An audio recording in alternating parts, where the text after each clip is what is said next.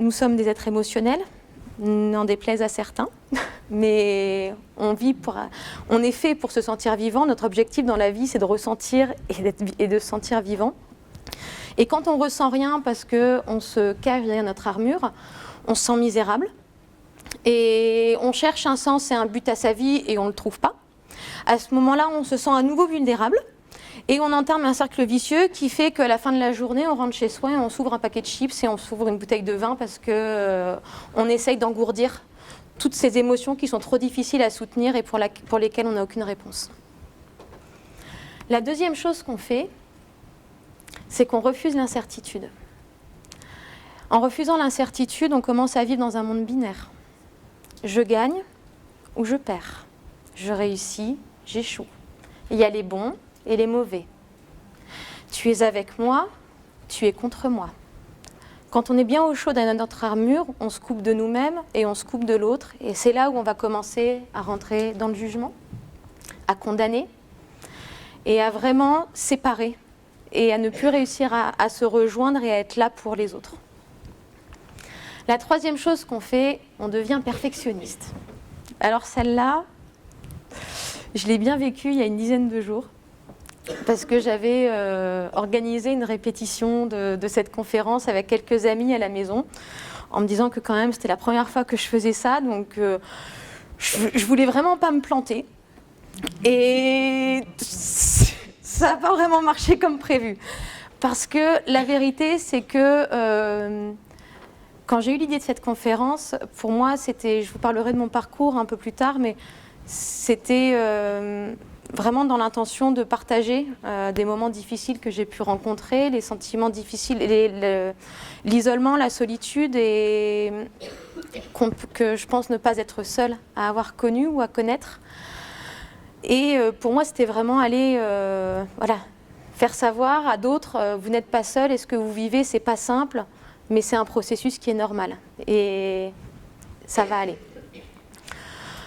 Et en fait, au plus j'avançais dans la préparation de cette conférence, au plus je commençais à passer par des phases de haut et de bas en me disant « c'est génial, va parler de ton sujet, c'est vraiment toi. Ah mais t'es complètement dingue d'aller parler de tes années de merde à autant de gens.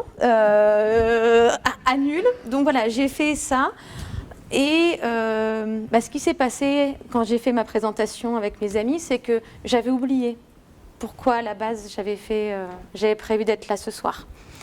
Et l'inconfort que j'ai ressenti dans mes hauts et mes bas était tellement insupportable que j'ai mis mon armure et je suis devenue perfectionniste. Et je me suis dit, de toute façon, cette conférence, soit je la réussis, soit je la plante. Il n'y avait pas de grille. Et donc le perfectionnisme, pour moi, ça s'est passé à être une heure de présentation avec mes amis qui était aussi douloureuse pour eux que pour moi. Parce que j'étais absolument pas là avec eux. Tout ce à quoi je pensais, c'était à surtout pas oublier la suite de ce que j'allais dire, parce qu'il fallait surtout que je sois bien parfaite. Parce que si je disais tout bien comme il faut, je pouvais pas déplaire. Et ça allait bien se passer. Et si j'étais vraiment nickel par rapport... ça allait aller. Résultat des comptes, ça n'a pas été du tout. Heureusement, ils étaient sympas et puis il y avait à boire après, donc ça a permis de les garder un petit peu motivés pour la suite. Et surtout, derrière, le lendemain, j'ai compris. J'ai compris quel était le piège dans lequel j'étais tombée, malgré moi, sans le voir venir, parce qu'on se sent souvent, même, je pense, beaucoup plus fort que ce qu'on l'est vraiment. Je reviendrai après sur d'autres choses qu'on fait, mais voilà. Et donc oui, devenir perfectionniste. Donc non seulement on n'est pas du tout dans ce qu'on fait, mais à la rigueur, la chance quand on est perfectionniste, mais pas encore trop, c'est qu'on passe un peu à l'acte. Parce qu'il y a des perfectionnistes qui se trouvent des excuses pour jamais passer à l'acte. Et c'est jamais le bon moment. Changer de travail, non, j'ai les enfants. Les enfants, ils sont à l'école. Mais les enfants, après, ils seront au collège. Oui, mais après, il faudra payer pour leurs études. Oui, mais après, je serai trop vieux. Et puis, je ne pourrai plus.